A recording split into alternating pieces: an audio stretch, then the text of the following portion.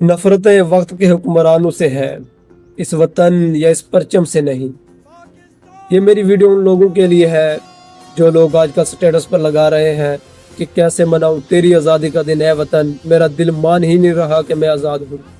अल्लाह ताला ने हमें पाकिस्तान में पैदा किया और हम नाशुक्री कर रहे हैं।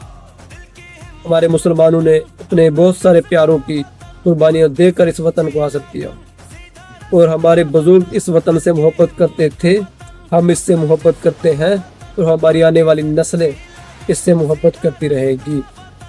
जो दुश्मन इस वतन को मैली आँख से देखेगा तो हमारे पाक इदारे उसे निस्तो नाबूद करने की ताकत रखते हैं।